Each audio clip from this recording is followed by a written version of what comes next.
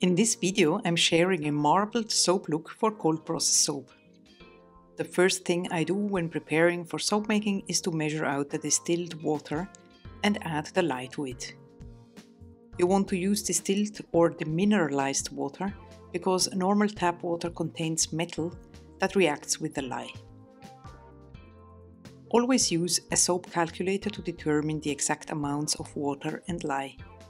Brambleberry, for example, has a great one that works as a phone app, so you can run it through the calculator on the go, or you can go directly on their website.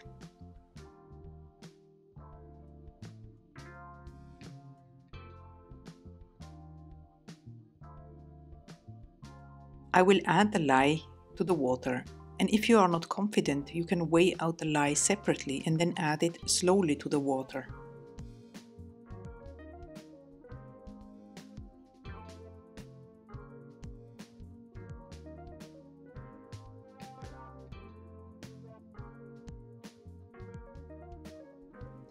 Stir until the water gets clear and set it aside to cool in a place where it's out of reach. Provide good ventilation in your room so you don't breathe in the fumes produced by the lye. I'm using a very basic recipe here that is a well-balanced formula to give the soap hardness, cleansing and moisturizing properties, but lathering at the same time. You will find this recipe linked down in the description as well. Because some oils are solid at room temperature, they need to be melted first, of course. You can use a double boiler like I do, or a microwave with the use of short increments of 30 seconds to prevent overheating. All oils are now fully melted and combined, and the lye water is at about the same temperature, meaning that it's time to add the lye water to the oils. I add the stick blender and mix it until I don't see any oil streaks and the color of the batter looks uniform.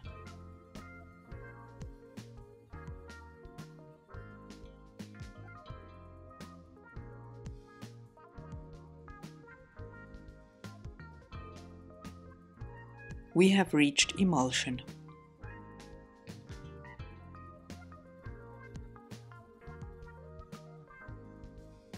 I'm going to split off the batter because I want to create two different shades. For color, I picked this orange Vibrance mica from Nurture Soap. I will add more to one container for a more vibrant result.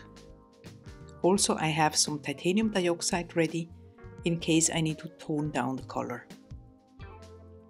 I don't think I will need this for this particular soap here, but it's always good to have it at hand.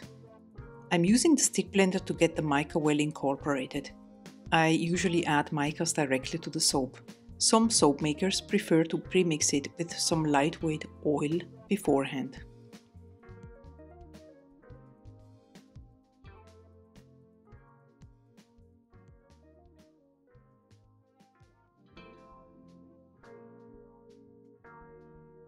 It's now time to add the fragrance. This is my new favorite from Scent Perfect called Licorice and Blackcurrant. I would usually measure it out beforehand, but I was so busy preparing things this morning that time was flying and the liquids were already quite cool, so I didn't have a chance. I'm just using a measuring cup, and as a tip, always use glass when dealing with undiluted fragrances as they can dissolve plastic. I usually only hand mixed the fragrance with the use of a spatula to avoid thick trace. As I'm going for a marbled look, I would like to add one color to the other, like in a little bit kind of a relaxed in the pot swirl, so to speak. And as you can see, the soap is already quite thick, and I expect the pour to be pretty clumpy, but this is good so I can show you what to do in such a situation. It's pretty fun actually.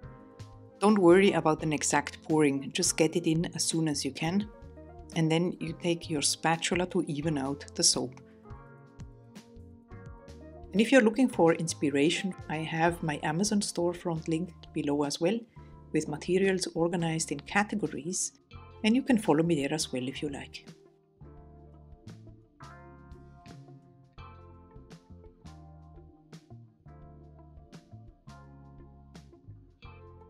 Also tap down the mold to get rid of any air pockets. This is one reason I like to place my mold on a tray, and the other one is that I can move the project around easily. It's 2 days later, as there is no need to rush, especially if the soap is in a single cavity, like in the silicone molds, and it tends to stay a little bit more on the soft side. And I want to determine if the soap releases easily by stretching the mold around the soap. And if it's not ready, just leave it for 1 or 2 days longer. Always be patient with your soap. As you can see, they came out quite easily and are relatively hard. They smell amazing, and I love the marbled look that reminds me of Tuscany terracotta floor tiles.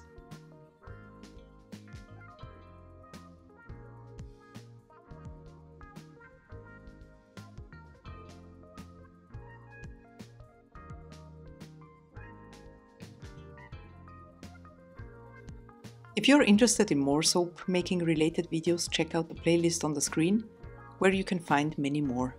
Also, feel free to subscribe, and see you next time. Bye!